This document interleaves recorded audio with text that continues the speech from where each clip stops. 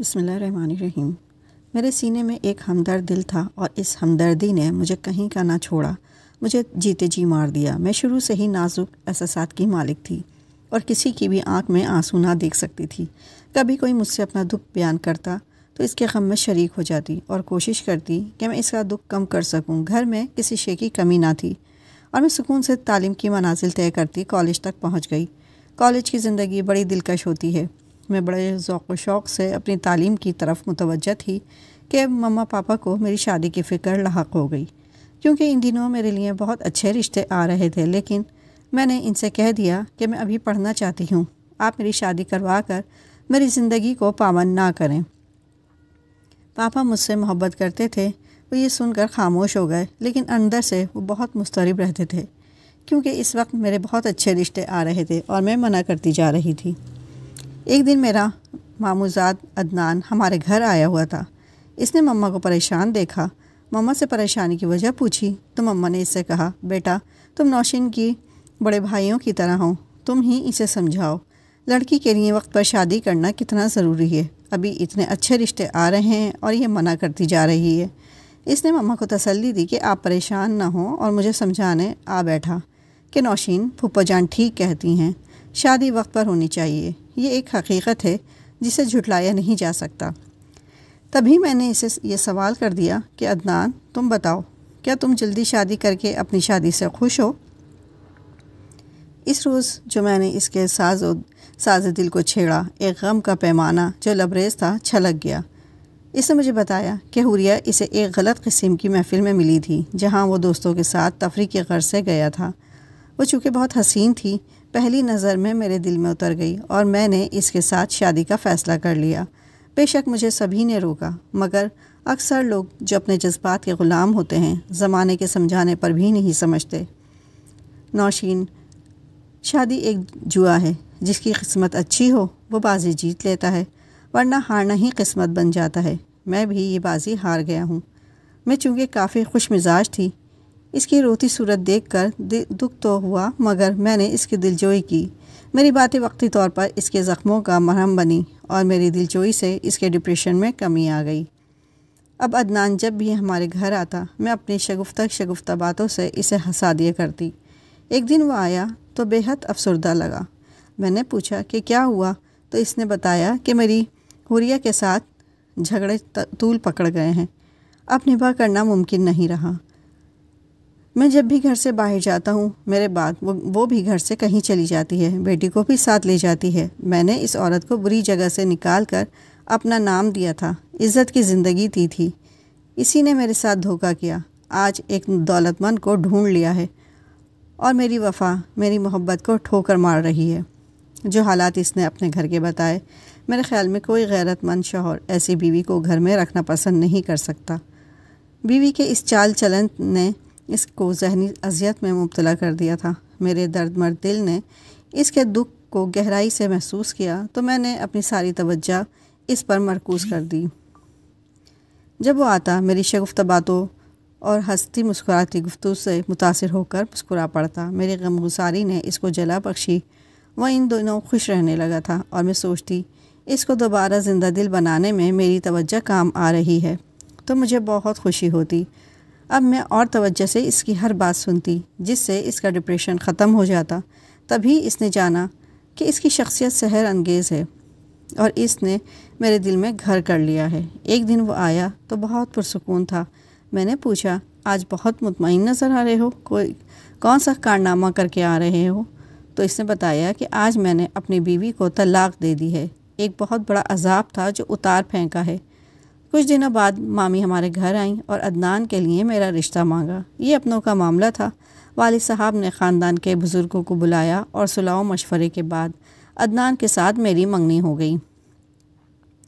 کیونکہ ہم کزن تھے، تبھی اس رشتے میں کسی نے رکاوٹ نہ ڈالی اور میں بھی خوش تھی کہ میرا ساتھ اسے خوشیاں دے گا، آئندہ کبھی افسردگی اس کے پاس نہ بھٹکے گی۔ اب میرے روز و شب عدنان کے خیال میں بسر ہونے لگے۔ آنکھوں نے مستقبل کے خواب سجا لیے۔ اس کے بغیر زندگی کا تصور نامکمل لگتا تھا۔ میں اپنے خوابوں کی تعبیر کو کھلی آنکھوں سے دیکھ رہی تھی۔ مجھے فخر تھا کہ میری توجہ اور شگفتہ مزاجی سے میں نے اپنے کزن کی کانٹوں بھری زندگی میں امید کی کلیاں کھلا دی ہیں۔ میری توجہ نے اسے اس مردہ دل کو پھر سے جینے کا حوصلہ دیا تھا۔ جب اس نے وعدہ لیا کہ میں اس کے لیے جیوں گی تو مجھے لگا کہ میں نے ایک دنیا فتح کر لی ہے۔ میں اس بات کا ہر لمحہ خیال رکھتی کہ میرے کسی لفظ سے اس کے دل کو ٹھیس نہ پہنچے، اس کے احساسات کا یوں خیال رکھتی کہ جیسے وہ کانچ کا بنا ہو۔ اس کی معمولی پریشانی مجھے بڑی اذیت میں مبتلا کر دیتی تھی۔ میری تعلیم مکمل ہو گئی تو مامی اور ماموں شادی کے معاملات طے کرنے آ گئے اور اس کے بعد گھر میں شادی کی تیاریاں شروع ہو گئیں۔ عدنان سے شادی کی خوشی سے زیادہ مجھے اس بات کی خوشی تھی کہ میں ایک افسردہ انسان کے ٹوٹے ہوئے دل کو سہارا دے کر اس کو مسرت بھری زندگی دینے جا رہی ہوں۔ مجھے ان خوشی بھرے دنوں کے گزرنے کا احساس بھی نہ ہوا کہ میں تو ہوا کے دوش پر اڑ رہی تھی۔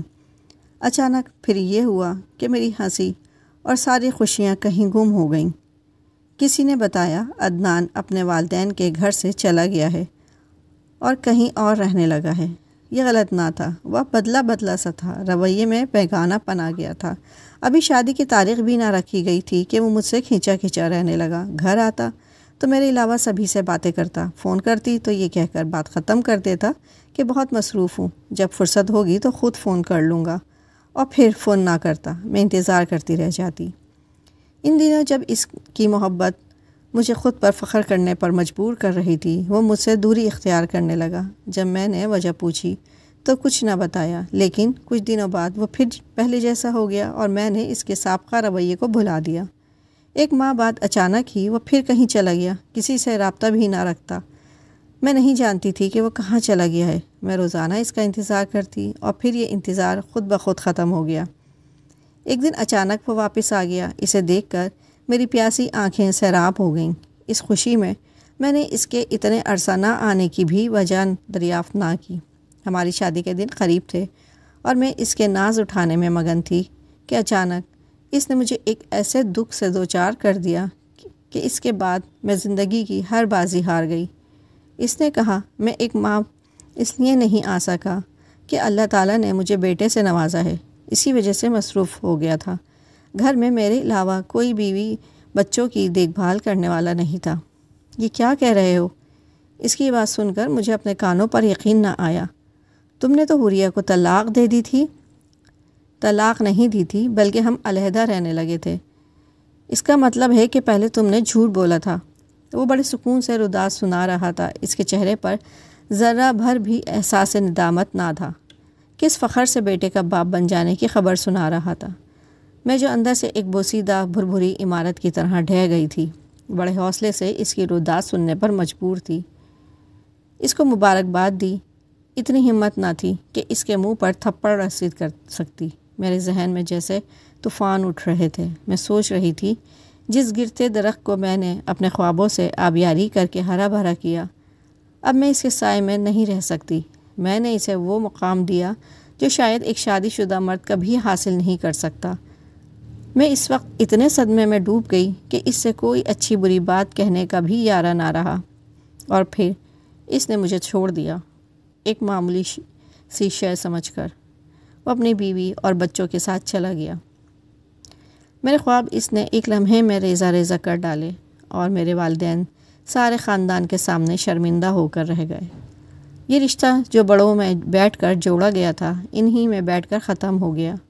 لیکن میرے دل سے عدنان کی تصویر نہ مٹ سکی۔ جی چاہتا تھا اسے الزام دوں، مگر نہیں دے سکتی تھی، کیونکہ میرے نزدیک کسی انسان کی غلطی کی سزا یہ بہت ہوتی ہے کہ وہ تمام عمر جلتا اور کڑتا رہے۔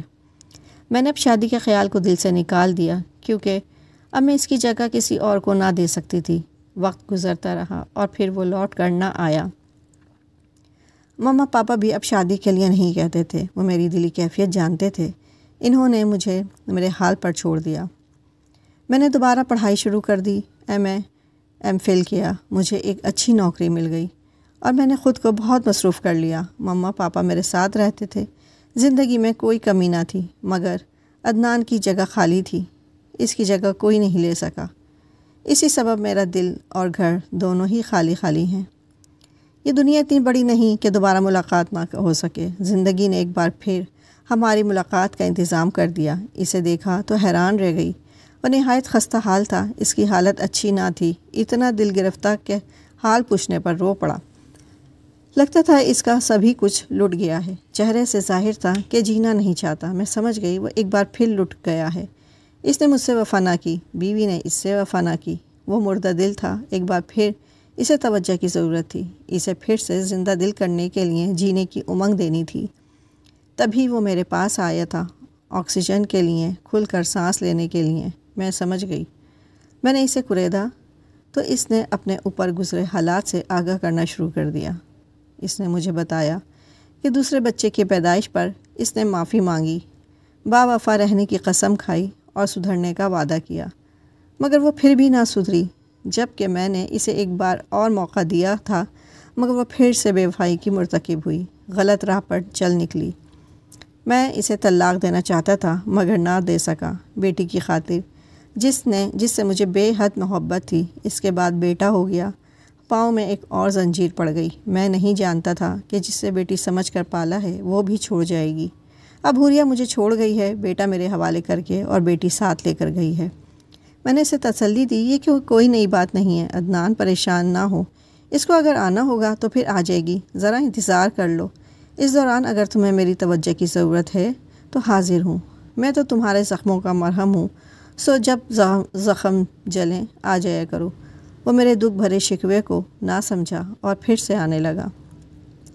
میرے ماما پاپا اس کے ساتھ بات کرنے سے کتراتے تھے اور خوش دلی سے نہ ملتے تھے، مگر وہ پرواہ نہ کرتا۔ میں اس سے پہلے کی طرح ہنستی مسکراتی اور خوش دلی سے ملتی تھی۔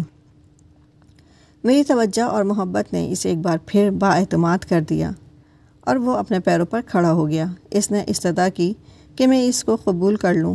وہ میرا ہمسفر بننا چاہتا تھا۔ اس نے مجھ سے شادی کی دوبارہ درخواست کی، مگر میں نے معذرت کر لی۔ وہ میرا کزن تو تھا، مگر اب مجھے اس کی شریک حیات بننا قبول نہ تھا۔ میں نے کہا کہ میں تمہارے غم گسار ہوں، غم گسار رہوں گی، رازداں ہوں، رازداں رہوں گی، کہ پہلو میں ہمدرد دل رکھتی ہوں، تمہیں روتا ہوا اور غمزدہ نہیں دیکھ سکتی، اس لیے کزن کے رشتے سے ملتی ہوں۔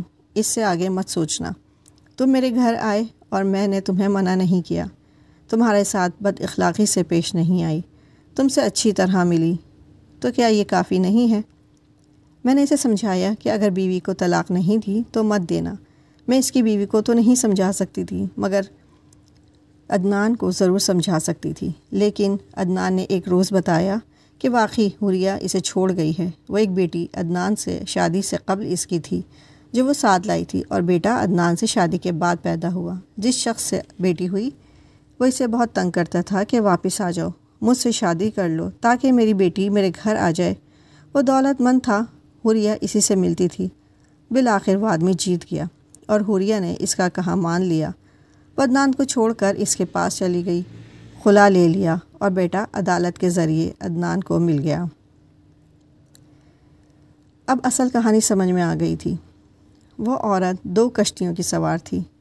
پہلے شوہر سے طلاق لے کر عدنان سے شادی کی اور پھر خلا لے کر پہلے شوہر سے شادی کر لی۔ عدنان کا کہنا تھا یہ سب حوریہ کی بیٹی کی وجہ سے ہوا، جسے اس کا اصل باپ حاصل کرنا چاہتا تھا۔ اس کی یہ کہانی سننے کے بعد میرا دل اس سے شادی پر آمادہ نہ ہوا، حالانکہ اب واقعی حوریہ طلاق لے چکی تھی۔ اللہ جانے کیوں اب میرے دل سے شادی کی خواہش نکل گئی۔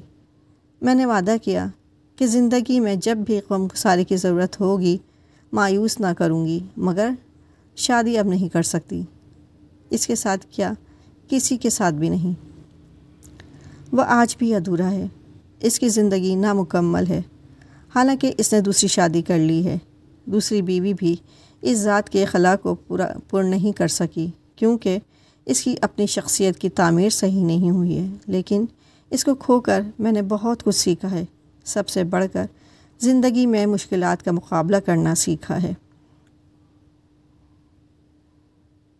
اگر آپ کو میری یہ کہانی پسند آئی ہو تو لائک اور سبسکرائب کر دیجیے گا۔ شکریہ۔